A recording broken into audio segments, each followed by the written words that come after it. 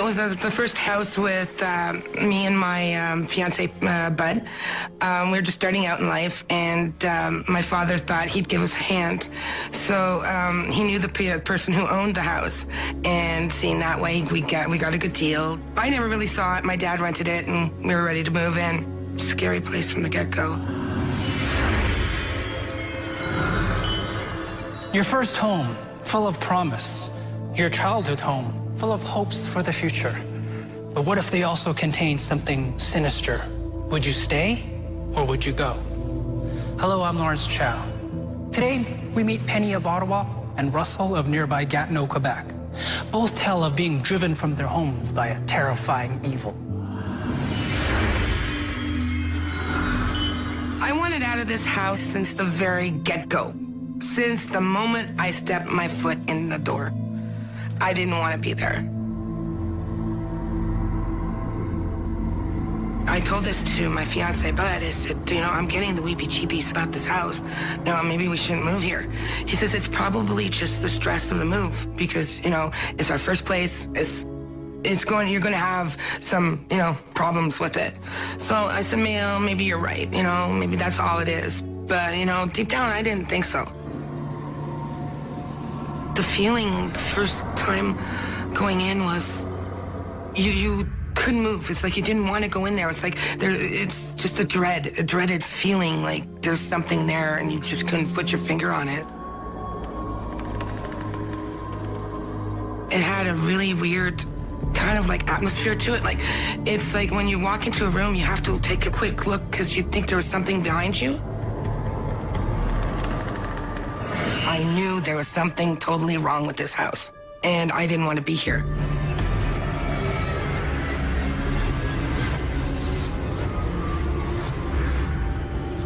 As for the basement, I never went down. My fiance always kept trying to make me go down into the basement because I was so terrified of it.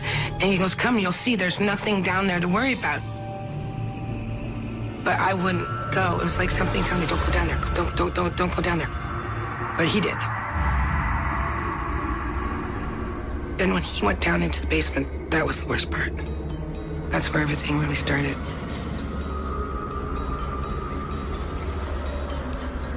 He said, there's nothing here, it's just a bunch of junk. And he was down there for about a good 5 minutes, and he came back up. And Bud was coming straight upstairs. You could see there's something there. And it just kind of followed him up. I basically saw just a big shadow. Like as if, when you turn around, you see your own shadow. That's basically the thing that I would see. I just gasped when I thought my eyes were playing tricks on me. But then when it got up, it just disappeared. I have no idea where it went, but I see it around the house. Curiosity always killed the cat with Bud. He had to see what's down there. He had to see what's there. It was basically right after that where things started to really, I guess you can say, get out of control in the house, where you'd see the shadows and where he'd be having dreams of death, like almost every night, something to do with death. And he'd tell me about him the next day, but it really started to take the turn when he was sick one night.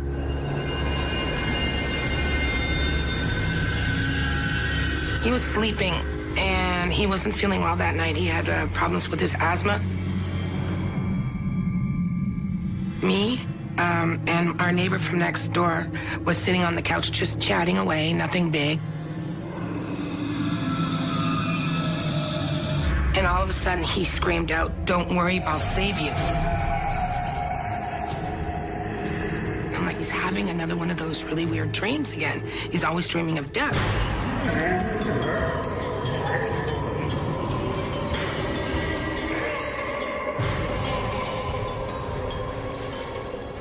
His eyes, like, the face, it was like so distorted. It didn't even look like my fiance.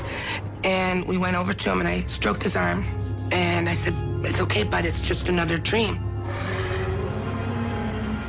He grabbed my arm and He grabbed it so hard that he was pressing so hard on it that my hand was turning purple. Finally, he just let go. And then he got out of bed and he walks over to us.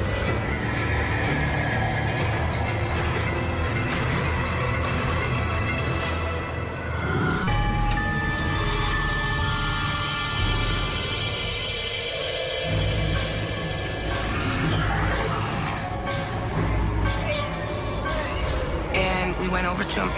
He grabbed my arm, and he grabbed it so hard that he was pressing so hard on it that my hand was turning purple. Finally, he just let go, and he fell back to sleep. So we're going, what just happened? Like, what was that? And then he sat straight up in the bed. And opened his eyes and looked at us and laughed. And he just kept laughing. His leg moved over. Then he was still torso facing us, but his legs moved over. And then his torso moved over and his head still facing us. And then his head turned. He got out of bed and walked towards us. I swear to God, I was like stuck in place going, what is going on? Being 20 years old, you're like, you know? He walks over to us, and then in a satanic voice he says, he's coming for you all, and when he does, you're gone. And what he said, it wasn't even his voice. It wasn't his voice. I know my bud's voice, and that wasn't his voice. And then he walked really weird, like back to the bed, and he laid back down laughing. And that was the most scariest part. We couldn't even move we didn't discuss it. We're just watching him and making sure he didn't get up again. We were like all scared. Could he be possessed? I believe so. I believe he was at that specific time possessed, because there's just no way it was him.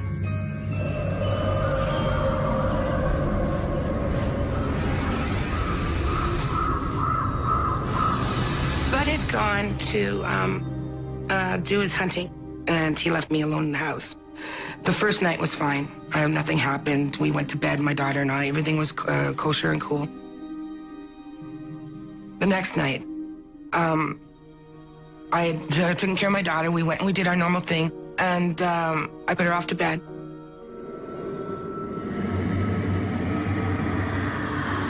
And all of a sudden, I got this impulse to get up.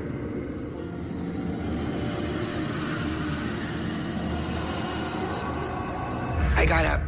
I walked down the hall and into the kitchen.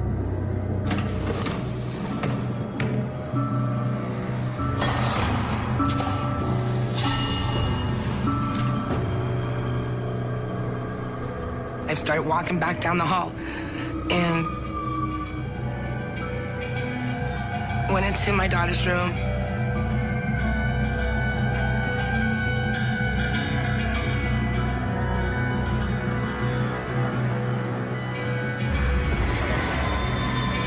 And at the same time, I'm watching from the corner of my eye this knife. And I'm like, what? I didn't even know that I had grabbed this butcher knife. It kind of woke me up from something, and I want to, mother's love, whatever, I don't know, but it was sheer terror, and all I knew is I had to get it out of my hand. I was scared out of my wits. Finally, I released it, and at that point, I scooped my daughter up in whatever was in her crib, and I grabbed her, grabbed my keys, opened the door, got out, and ran 4 blocks to my mother's and my dad's. 3 days later, we were out of there. We were like gypsies. We packed everything up in like an hour. We were gone. Never to see that place again. Penny tells us she had no control over her actions. For our expert, Dr. David Reed, this sounds like a case of demonic possession. Rassool reports the spirit that haunted his home never took over his body, but that didn't matter. He knew it was out to kill. when my parents said that, we're moving to a bigger house. So the feeling that I had of going into this house was, with nothing but just, pure happiness, pure, being overjoyed because it was a big house. It was one of those Victorian homes. The first thing I remember was when my dad, got the keys when we got off the truck, and he was going to open the door, and there were these old skeleton keys. And that was kind of eerie for me, because how old is this house? For me and my siblings, my siblings all agree that it was a house that kind of stood out in the neighborhood. It had a very eerie feeling about it. It was one of those houses that you kind of doubted and you kind of questioned when you look at it. Your sixth sense kind of plays with you, and there's something wrong with this place. Any child is scared to go in the basement, and this basement to me was very, very dark.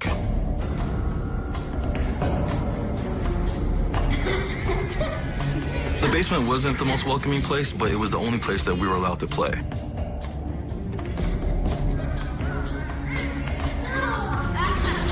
Well, the first time me and my brother were in the basement, we noticed that there was this gray steel door.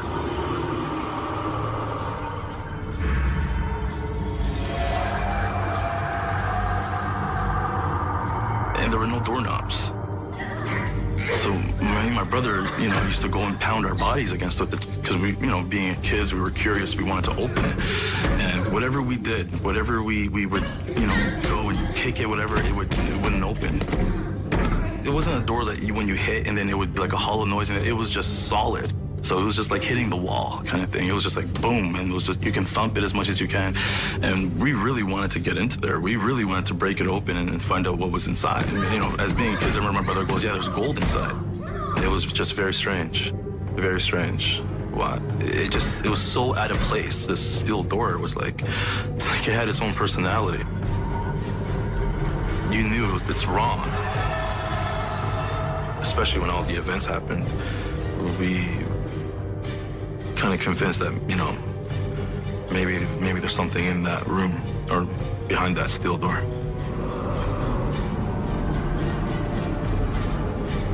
Talking about the time I saw the ghost is really difficult to talk about. It's something I try to always black out.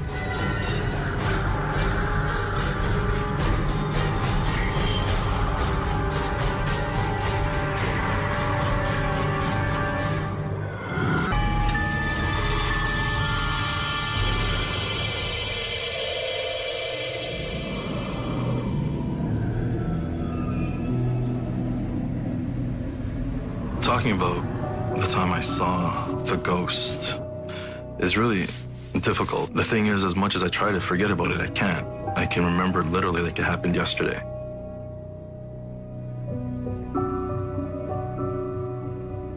One day, I was sitting at my sister's vanity, her makeup table. I had these Hot Wheels, and they were made out of steel. To make them new again, I can use my sister's nail polish and paint them a new color. As I was painting the car, I got that feeling that something was behind me. I got kind of like my throat, everything just dried up, like I got scared. I started to hear the door started to creak as it was opening. And I swear to God, I saw like a gray face look at me. So I was looking at the mirror, and I focused. I didn't close my eyes or anything. That I remember, I felt like I was brave or something, because I looked deep in the mirror and I saw that face, and it looked at me. The eyes of this thing was very angry looking, very mean. The eyes were just so focused on me. Like, I mean, if looks could kill, it got me so scared. It was the scariest thing that's ever happened to me in my life.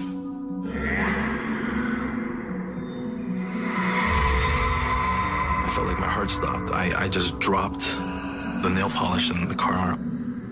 And I ran out of the room, down the hallway, straight to the washroom, because that's where my sister was, and grabbed her very tight with everything that I had. I mean, I probably looked like a ghost to my sister because I must have been white.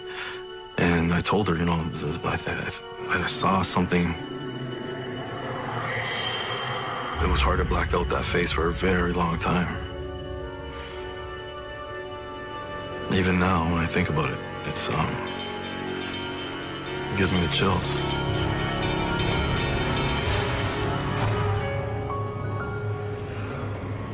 The one thing that kind of made it all finalize and say, you know what, we gotta get out of this house, was one night while me and my brother were sleeping, I woke up by this noise of someone like choking and crying.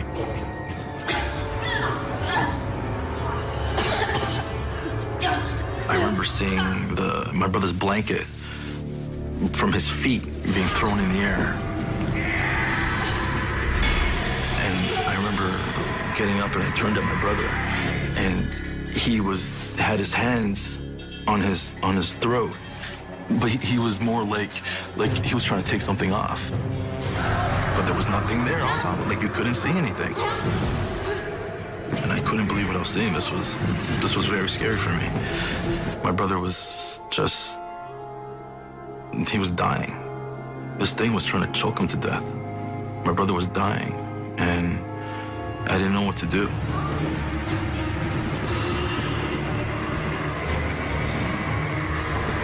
And I started yelling, and I started crying, and my dad came in, and he saw that my brother was in that situation being choked, but there was nothing there. And my dad got like a stick, and he started swinging in the air. Back home, they believe, you know, if you take a stick, you know, you'll scare it off. My dad was like my hero that day. My dad came in, and he started yelling and screaming and swearing, the amount of profanity that my dad was using, talking to the spirit. And he was just like, you know, take me, you know, if you're a man, if you're this, take me, you're with all his swearing and his words, like, you know, you're coming after my children, you're coming after my children.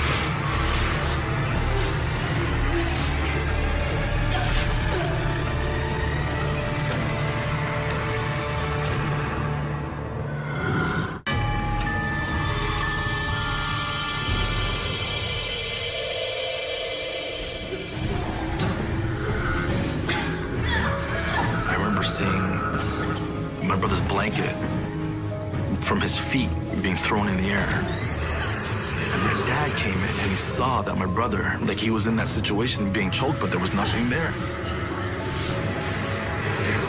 Eventually my brother, you know, gasped for air. And I mean, I know my brother for sure will never forget something like this. He just remembers, like, he thought he was dying. Then my dad called the police. He didn't know what to do. You know, maybe my son needs to go to the hospital, maybe the ambulance has. My dad called 911. And when he did, the police showed up, and my dad gave them a report and said, like, you know, I don't know, there's something in this house. You have to help us. There's something trying to kill my son. My dad goes, if you don't believe me, well, there's something strange in the basement. There's a door that's in that basement that's sealed. I want you to break it open. I'm giving you permission to open that door. Do it. My dad convinced them somehow, and they broke down that door. From what my dad said later on was that there were human bones in that room. Right after that, my dad put the house on the market, bought a house, and he bought it without even seeing it because he had to get us out of this house right away. He had to get this house out of our lives for our own sanity and our own peace of mind. Rassool's father knew he was dealing with something evil, so he got his family to safety. When her baby was threatened, Penny left her house without a backward glance. Evil spirit or demonic possession, does it matter? For the two families, the important thing was that a deadly entity was threatening their children, and they weren't sticking around to find out what it was. Rassool and Penny are no longer threatened by ghosts or demons, but the experience has left them both with disturbing and unanswered questions.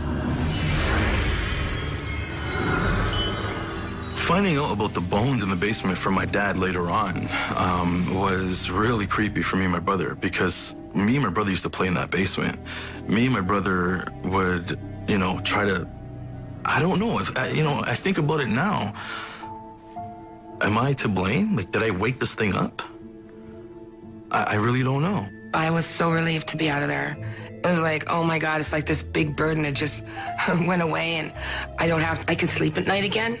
If I could go back in time and not move into that house, that's a tough question. Because would I still be the person I am today if I didn't go through what I did there? That's a very tough question to answer. For more ghostly encounters, go to myviva.ca/ghostly encounters.